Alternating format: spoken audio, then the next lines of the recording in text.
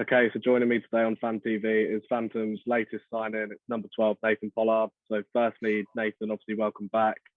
Um, how have you been getting on throughout the lockdown period?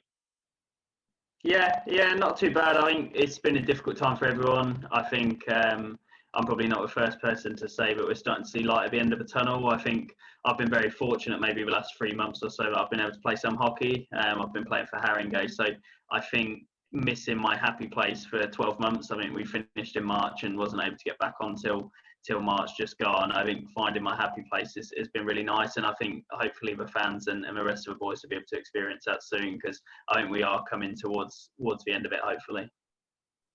Yeah, and you mentioned just then that you've been one of the lucky ones that's been out on the ice playing some games, obviously down in Haringey, and you're one of quite a few A Phantoms guys and B guys from the National League that have gone to play there. So it must have been quite nice to see a few faces that you play with and a few that you don't, and just sort of experiencing that kind of extra dimension to it while you just got back skating again.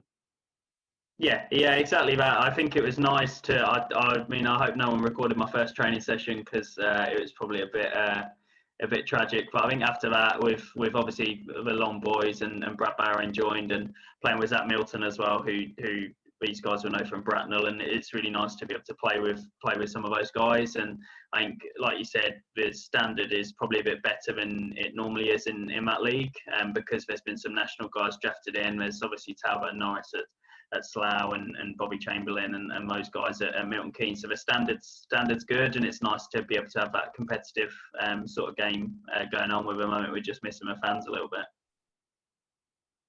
Last time we spoke, obviously we did an interview back when we thought things might have been starting to get back to normality before, but I remember saying you've only played a handful of games in your career outside of Peterborough. Obviously that number's gone up now, but you must be really pleased that at the end of the day, when the proper season comes along, it is going to be the Phantoms you with. Yeah, for sure, and it's grateful as I am to Haringey for letting me play for them, and the teammates that I've made there. Really great team, really good dressing room to be a part of.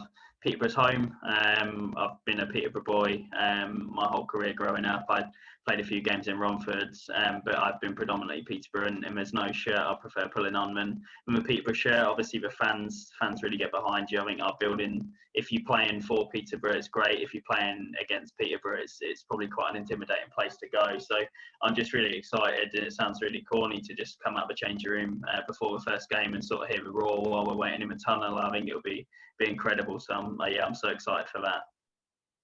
And you mentioned the fans just there. Have you got a quick message for them? Obviously, you've spoke about the fact they're loud, and it's probably not overly nice for other teams coming to Peterborough to play against us, but you must have missed them with a good year, maybe year and a half without them now.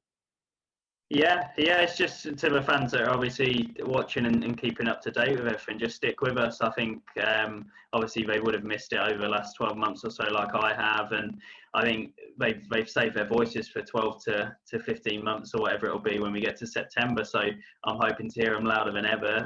They've had 18 months of rest, so I'm fingers crossed that we can make it an even bigger fortress in Peterborough, because like I said, the fans are great, and we always get a bit of a lift when they're making a lot of noise for us. So let's hope those voice boxes are ready to rock and roll in September.